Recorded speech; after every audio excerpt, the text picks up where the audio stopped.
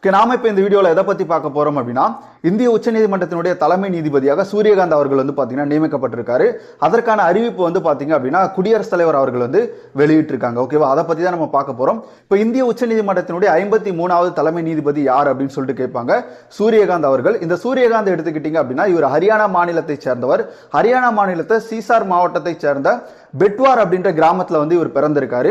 ஹரியானா மாநிலத்திலிருந்து முத வந்து பாத்தீங்கன்னா உச்சநீதிமன்றத்திற்கு ஒருத்தர் தலைமை நீதிபதியா பொறுப்பேற்கிறார் அப்படின்னா அது சூரியகாந்த் தான். ஓகேவா, இப்போ இந்த சூரியகாந்தோடைய நியமனம் எப்படி நடந்துச்சு அப்படின்னு பாத்தீங்கன்னா, இந்திய அரசியலமைப்பினுடைய ஆர்டிகல் 124(2) படி உச்சநீதிமன்றத்தினுடைய நீதிபதிகள் நியமனம் பத்தி சொல்லக்கூடிய அந்த ஆர்டிகல் தான் ஆர்டிகல் 124(2). ஓகேவா, இந்த ஆர்டிகல் அடிப்படையா வச்சுதான் என்ன பண்ணிருப்பாங்க அப்படின்னா சூரியகாந்த் அவர்கள் நியமிக்கப்பட்டிருப்பார்.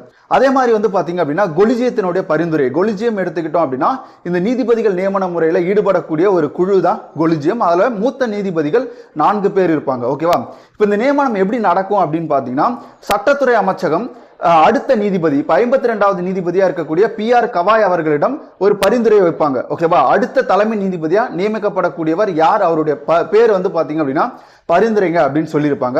அப்ப PR கவாய் என்ன பண்றாரு அப்படின்னா தனக்கு கீழே அடுத்த மூத்த நீதிபதியா இருக்கக்கூடியவர் சூரியகாந்த். ஓகேவா, இந்த சூரியகாந்தினுடைய பெயரை வந்து பரிந்துரைக்கிறாரு. இந்த பரிந்துரை அப்படியே எங்க போகும் அப்படின்னா சட்டத்துறை அமைச்சருக்கு போகும். சட்டத்துறை அமைச்சகம் என்ன பண்ணும் அப்படின்னா பிரதமருக்கு இந்த பரிந்துரையை கொடுப்பாங்க. இந்த பரிந்துரை பிரதமர்கிட்ட இருந்து எங்க போவோம் அப்படின்னா குடியரசுத் தலைவர்கிட்ட போகும். அப்ப குடியரசுத் தலைவர் என்ன பண்ணுவாங்க அப்படின்னா இந்த பரிந்துரையை ஏற்று உச்சநீதிமன்றத்தினுடைய 53வது தலைமை நீதிபதியாக சூரியகாந்த் அவர்களை நியமிச்சிருக்காங்க. இப்ப 52வது நீதிபதி யார் அப்படின்னு பாத்தீங்கன்னா PR கவாய். அவரு நமக்கு தெரியும், அவருடைய பதவி காலம் நவம்பர் 23ஓட முடியுது.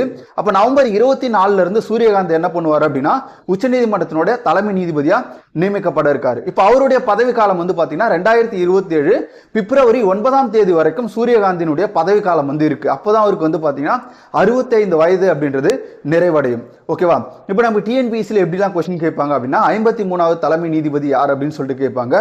யார் அப்படின்னு பாத்தீங்கன்னா சூரியகாந்த். அவர் எந்த மாநிலத்தை சேர்ந்தவர் அப்படின்னா ஹரியானா மாநிலத்தை சேர்ந்தவர். ஓகேவா, அவர் ஹரியானா மாநிலத்திலிருந்து முதன்முறையாக உச்சநீதிமன்றத்தினுடைய தலைமை நீதிபதியா பதவி இருக்கக்கூடிய முதல் நபர்னு சொல்றாங்க. அப்ப 52வது நீதிபதி PR கவாய் அவர்கள் எந்த ஆர்டிகல் அடிப்படையில் உச்சநீதிமன்றத்தினுடைய தலைமை நீதிபதி நியமிக்கப்படுறாரு அப்படின்னா ஆர்டிகல் 124(2). ஓகேவா, அடுத்து வந்து பாத்தீங்க அப்படின்னா இவருடைய பதவி காலம் எத்தனை ஆண்டுகள் வரை இருக்கும் அப்படின்னு பாத்தீங்கன்னா குறிப்பா 15 மாதங்கள் அப்படின்றது சொல்லியிருக்காங்க. அதாவது 2027 பிப்ரவரி 9ஓட அவருடைய பதவி காலம் முடியுது.